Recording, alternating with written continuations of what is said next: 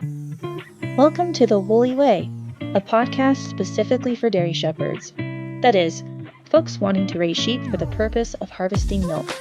We cover all the things pertaining to raising dairy sheep here, be it animal nutrition, housing, healthcare, lambing tips, cheese making, and even some butchery and fiber arts. After all, if you raise dairy sheep, you are going to have wool, and if your operation is successful, you'll eventually have surplus lambs to decide what to do with. Ethical animal husbandry is the focus here, as well as sustainable agriculture. We want to provide you with the information you need to start and continue your dairy sheep operation in the best way possible for you, your sheep, and this amazing world we live in. So grab a nice cup of sheep milk and let's dive in. Welcome back to The Woolly Way. I'm your host, Rachel Hester, and today we have a very special guest, and this is Amy Fewell. And as you all know, sometimes we interview people who don't have dairy sheep just kind of help us understand the different thought processes of getting into sheep or good animal husbandry practices. So I wanted Amy to come here today because she had dairy sheep and now she has switched over to dairy cows. So we're going to talk about that process and why she made that decision. So thank you for coming to the show, Amy. Thank you for having me. All right. So for those who don't know you, can you give a quick introductory of who you are and what you do? Yeah, so my name is Amy Fewell. I am the founder of Homesteaders of America. And my family and I also have a farm here in Virginia called Refuge of Liberty Farm. And so as far as that goes, we provide raw milk herd shares, garden extras, so vegetables and any fruit extras that we might have to our community. And of course, Homesteaders of America, HOA, is a yearly, and we have multiple events every year that bring homesteaders together and have educational lectures and resources and all kinds of things. Yeah. Okay, so really quick before we dive into dairy sheep, I am curious, when you had the first Homesteaders of America gathering, did you think this was going to become like a household name or a huge hashtag on Instagram or anything like that? No, so it's funny because when I first started HOA, we were expecting like 300 people the first year. My husband was expecting like 5 people to show up because he's like, these people, he thought I was crazy. He's like, these people don't know you. They say they're all coming. None of them are coming. And we were expecting, tops 300. 300 was a good first time event. I say that in air quotes. And we had 1,500 people show up to this fairgrounds instead of 300. And I'm like, oh no. And that was just a 1-day event. The first year was just 1 day. We switched to 2 days after that first year. And of course, now we max out between 6,000 and 7,000 is really what it is. Like if we include all our vendors and sponsors and volunteers, there's between 6,000 and 7,000 people there. And that's all we can fit. So no, I didn't expect it to be that crazy. Yeah, and you sell out. Like we put alarms on our phones to make sure we get in, and folks will be like, "Oh, we missed the ticket thing," and I'm like, "Yeah, it's a good thing to go to. So set an alarm on your phone." So,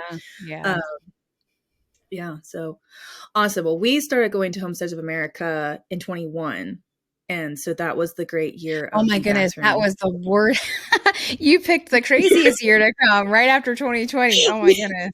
Yeah. You did. So ever since, and it's been a little anticlimactic. I'm like, it feels empty almost. Where's everyone? And Kyle's like, no, the bar got set really high. So yeah, that was anyway. Okay, well, it was a fun year. Go ahead. Yeah, it was. No, that's okay. So and then you actually messaged me, I think, kind of after that first year, because I had started talking about dairy sheep, just because I wasn't really expecting to have a book or a podcast or anything like that on dairy sheep, but we had them and I would talk about them. And Homesteaders of America was one of the first places where people weren't correcting me that, no, you don't milk sheep, you milk goats. And then follow that up with, that's so cool. Tell us more. So you reached out a while after that and you're like, hey, so dairy sheep, can you kind of give me the rundown? So what got you interested into dairy sheep and what was your thought process there? Yeah. So in 2022, we moved to the property that we're on now, and it's almost 6 acres. It's a little over 5.5 acres. And so, of course, since then we've cleared out a bunch of trees. So we have way more pasture than we had when we first started having some interest in dairy on the property. And so I already had a heifer cow Jersey, but she was small. We got her as a calf. We were not milking her yet. And she was a small frame Jersey, which typically is fine, on 5 to 6 acres. But I really was curious about dairy sheep because my thought process was, well, dairy sheep are smaller than a milk cow, on your property, and their foraging is different. Everything is different. Of course, I knew nothing about them, so I'm like, oh yeah, it's all different. This will be a great option, right? And so we did. We decided to get some sheep because I knew that if we were going to provide herd shares to our community, that I needed more than one cow, or I needed a different kind of milk to kind of offset it and be something unique. Also, I was just curious. I mean, it's as you know, it's one of the closest milks to like human milk, and being a mom and constantly, encountering people who can't nurse their babies, that was of interest to me too, to provide something like that. But we got sheep. A friend of mine was selling her sheep. They weren't necessarily dairy sheep. I did find a ram that was an East Frisian ram, and really great. I really still wish I had him. He was just so pretty and so, loving. And our intention was, with dairy sheep, I didn't have to wait 9 months for the ewe to have a lamb, and it was a shorter gestation than a cow. Or, at least I didn't have to wait till the sheep was over a year old or 2 years old. Most people don't even breed heifers until they're at least 2. So they're just the time frame. I was like, okay, I can kind of get into this more. It's easier, all of this. So we got these sheep. We brought them home. Thank the Lord we had a perimeter fence around our property. Oh no, I think I know where this is going. It was a whole thing. And so I had specifically asked, I got them from my friend Casey, and I was like, are they used to polywire? Because that's all we use for the cow. One cow, you only need one strand of polywire, right? And she's like, yeah, but I would put multiple strands of polywire. And so that's what we did. We put a paddock together with, a couple different strands of polywire. And I told my husband, I'm like, I think we should probably put them in the barn for a few days before we, just open them up to the property. And when they drop them off, they're like, no, let's just put them in the field. And I'm like, okay.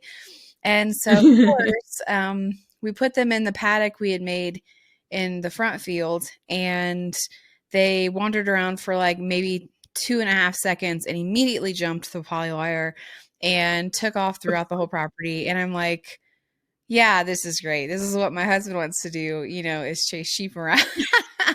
Because Mark, he appreciates farming.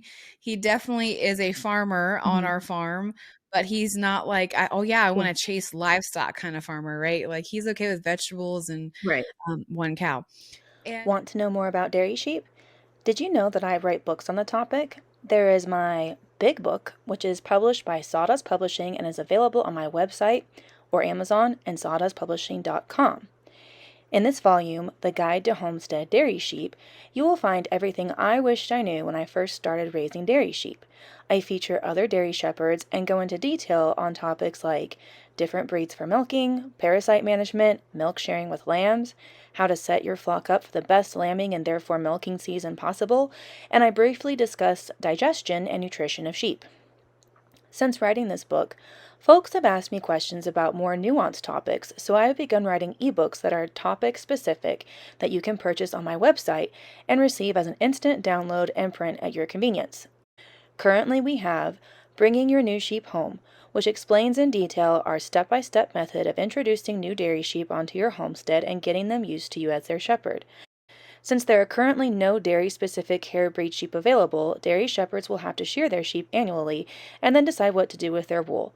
Wool has a lot of misconceptions surrounding it, and I want to help shepherds understand that it is a commodity and not a burden.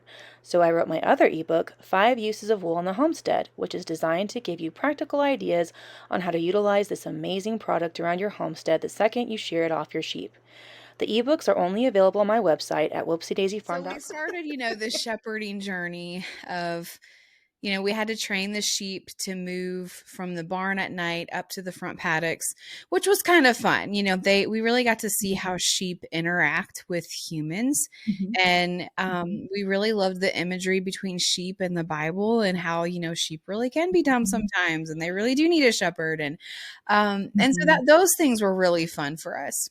But when summertime came, I kind of realized, okay, my cow is eating probably the same amount of grass that these 5 sheep are eating, or 3, I guess it was 3 sheep at that time, or 4 sheep at the time. And, but my grass is taller in the paddock where my cow is versus where the sheep are. And so I started noticing that our cow wouldn't eat the grass down to the dirt, but the sheep would. And so I realized, okay, I really actually do need to move them like way more often than my cow. And so that was the first thing that I was noticing. But we really loved these sheep. Like, they were just so sweet. It's so neat to just see sheep in a field, because like, how many people have sheep? And and so we decided to move them in the summertime because it was so hot back to a place where we had a bunch of brambles and a wooded area, and they cleaned that out really good. I was really surprised how well they did that. But once that was cleaned out and all the grass was eaten to the ground, I didn't have anything else for them to eat. And I was like, wait a second. And when I say they ate it down to dirt, they ate it down to the dirt. And the cow did not do that. And, we could feed her some hay, and she'd be fine. And of course the sheep would eat hay too. And I will say that the sheep would eat more junkier hay than the cow would because, Jersey cows are like divas. So that was a bonus. But, in a small regenerative farm structure like what we have, I realized that my grand plan of having sheep and a cow together, what I thought would be easier to manage, actually much, much harder for me to manage in rotational grazing. And I wasn't really trying to buy hay all summer long. And of course, we were going through a drought too, and have for the last couple of years. And so that didn't help at all. And so I really began noticing that the sheep were not a sustainable option for us in the way that we wanted to farm. And so we ended up selling the sheep to a friend up the road who still has them. And, they're doing well. They've lambed, they've had babies, and they're doing great. And we actually, the most amazing thing is that we have 3 Jersey cows. All 3 of them are in milk, and 2 calves on the property, and they still don't eat the grass to the dirt. For me, and this isn't going to be for everybody, for me, they're more manageable for my family than the sheep were. And, a lot of people will ask me, well, how? Because, you see this big giant cow on a property versus these lovely little sheep. And honestly, if we had more property, I would still have the sheep. We really enjoyed them. The sheep were really beneficial to our soil because of their manure. If I just had more space, for more sheep to graze, it would have been fine. And if our soil was better, one of the reasons we got sheep was to make our soil better. If our soil grew more nutritional grass, so we're kind of on this journey. Like, it doesn't mean sheep won't work on 5 acres at your house.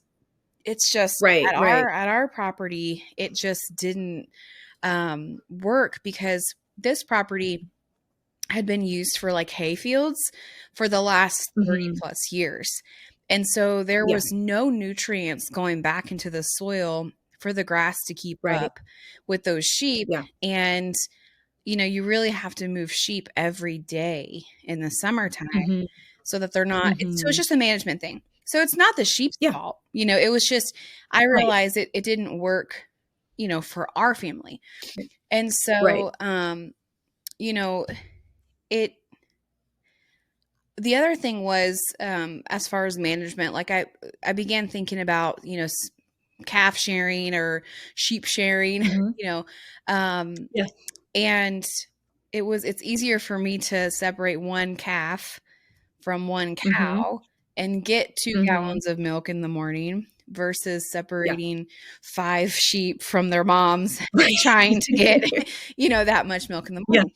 And so, Yeah. if that wasn't our goal, like if our goal wasn't lots of milk, then I Right. think that sheep would have been a more sustainable option for us. Like I would have probably put more time into it. Yeah. Especially like the East Frisian breed. I mean, some of those give you a Mhm. gallon at a time, but Mhm. it just didn't work out for us the way that we have our setup and what our goals were. And that's really the only Mhm. reason. It wasn't anything against sheep. It's just, it didn't work for us.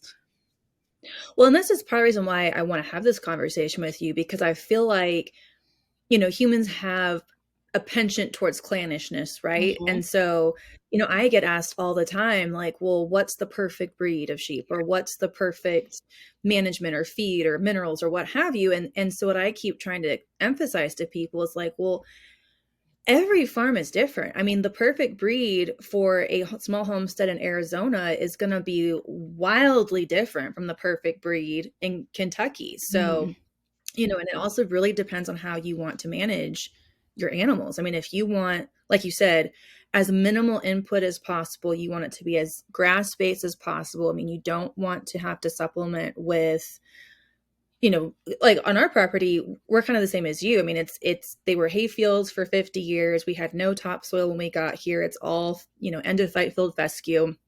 And so our first year, we had a ton of problems with the sheep's health because I was like, we're just going to chuck them out into Yeah. the pasture and they're just going to have hay and I'll get gallons of milk as a result. And the sheep said, no, you're not. So, I had to learn like, even if we're getting quality hay, I still need to supplement them with different things. And, for me, I just digest sheep milk better than cow milk, even if it's A2, 100% organic, grass fed. My, you know, epigenetics just prefer sheep to cows. So for me, I'm willing to do a little bit more extra work to get that sheep milk because my gut says thank you. But if I were in a situation more like yours, where I'm really wanting to feed my community, I need volume of milk, I need little input. I don't want to spend the time researching minerals or supplements or bringing in extra food. I think I would kind of be in the same boat as you is like, I love the sheep. They're beautiful, but we need to go this way, not that Hey way. guys, I just wanted to interrupt this real quick to give a shout out to our sponsor, the North American Dairy Sheep Association. NADSA is open to any sheep breed or cross used for milking. NADSA supports dairy shepherds and is elevating dairy standards in sheep in America. You can become a member by going to www.northamericadairysheep.org or you can email the association at northamericadairysheep@gmail.com. I am so thankful to NADSA for sponsoring this podcast and helping me bring more resources to the dairy sheep community. Stay tuned for future podcast episodes where I talk to NADSA board members and the president about what NADSA is trying to accomplish in America for the dairy sheep community. And I think there's like this mindset in the homesteading community right now where like if you buy an animal, you have to keep it for the rest of its life, the next 20 years on your farm. And I think that's absolutely ridiculous. I mean, Yeah. the reality is, I didn't grow up around sheep. I knew nothing about sheep. It doesn't matter how many books you read about sheep. Just like you said, every property is different. You're not going to know what any livestock is going to do on your property until it's on your property. So the option was, okay, I'm going to spend the next 5 years rebuilding my topsoil to support these sheep that then I can't do anything with them. I can't add more sheep, like they can't have like You're tons of kind of babies landlocked. because, so my option was, okay, well, I think I had them for like 6 months, if that, honestly. And then I found a good home for them. So it was either find a good home, eat them, which we could have Eat done. them. Yeah, that's an option. Yeah. or because they are tasty. yeah, I mean, or keep them and suffer, my land would have suffered, we would have suffered, there's all kind of things. And so, I'm always the opposite on that. Like, sorry, it said my internet was unstable. I was like, oh no. It's like, wait a second, no. I have made the joke several times. I figured out why there's never been a Dairy Sheep podcast before, because none of us are tech savvy. None of us have amazing internet. None of us are like, oh, I want to get into IT when I grow up. Like, I'm at the bandwidth of I take kitchen scissors and snip hair off my sheep and then turn it into clothes. Not fiddle with tech stuff. Yeah, so I know. Anyway, I digress. It's like, no, not now. Yeah, but anyhow, so I'm really a proponent for be relentless. Like, I'm not saying make a decision that puts your animals in danger, but you have to work with the property that you have. You have to work with the livestock that you have. And for us, the decision was just, okay, we can't keep these sheep here. It's going to do worse for our pasture than better. And I mean, I will say the soil benefited from their manure during that time, like where the soil was able to rest that fall and winter. The grass grew back great. Like it was wonderful. But that didn't help me in the middle of August when I had dirt. Right. And well, July and August is our hardest months for shepherding. I mean, honestly, by the time we get to HOA, I feel like, I look terrible and we're all burnt out and inflamed and we're like, why are we doing this anymore? Because July and August are just so hard, as far as that's when the parasites hit. The ewes have used up all their reserves. I mean, we have to check for parasites all the time. And so then we hobble into HOA and Janet gives us a hug and she's like, we're glad you're here. And then we're like, oh, okay, this is why we do this, for Janet's hugs. Yeah. But I will say one of the things we did do right when we bought sheep was, buy for parasite resistance, buy healthy sheep from the beginning. We never had any issue with parasites. We, when we first brought them here, they had some stress just because they hadn't been moved in a long time. But we were able to, treat that herbally and get them kind of back on the right track. And so we had really good genetics. We had really good quality. I will say, if someone's trying to make it work on a small property, put the money into that, because it's going to save you a lot of heartache, especially on a smaller property where there are less places to move sheep. And so that was great. We weren't having to deal with, bad genetics and parasites and all of that stuff on top of our grass is gone. Right. And so it that was a blessing that we kind of took the time to pour into those genetics, and those sheep are still healthy. They're as far as I know, they're still doing really well. So that was a benefit on a small property, is to take the time to look for those genetics, and that saved us a lot of heartache. Yeah, for sure. Yeah, and it's interesting because, if I leave my sheep in the summer on the same spot for a week, I mean, they will let me know health-wise, this is not going to fly. We want to move. Whereas the cow, I mean, she'll get bored.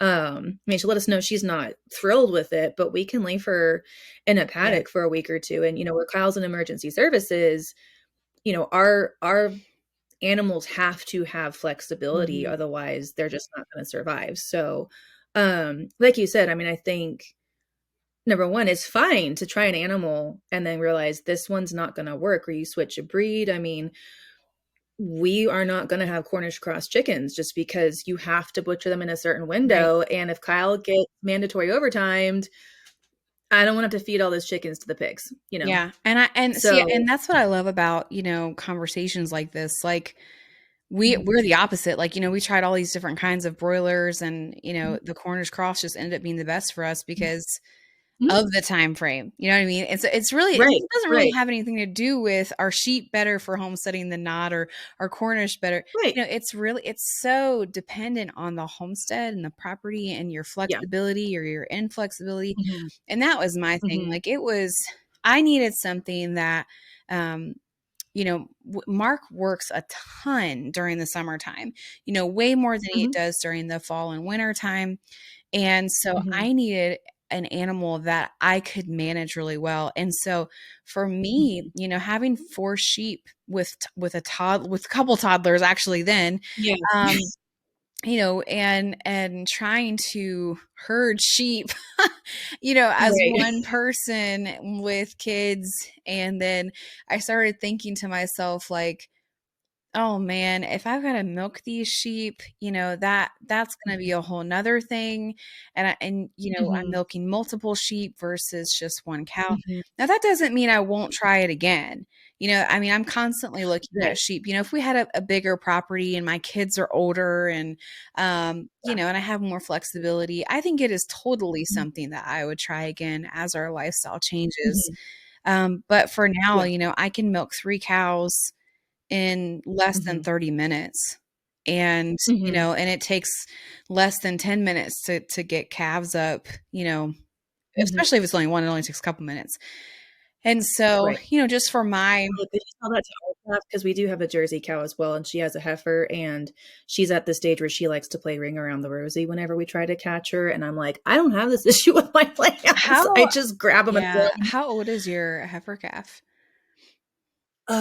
She was born in September, I think. Oh, okay. So she's the same age as ours. And so, and the key with that was, we just started as soon as she was born getting our hands on her. And I'm sure that's the same way with the lambs. It's so much easier, put your hand on lambs because they're so little. And at that stage, they are way more manageable than a calf would be because calves are so much bigger. Yeah. But, and so, you're cuddling with your sheep, you're cuddling with your lambs while your calf is like acting like a fool, and,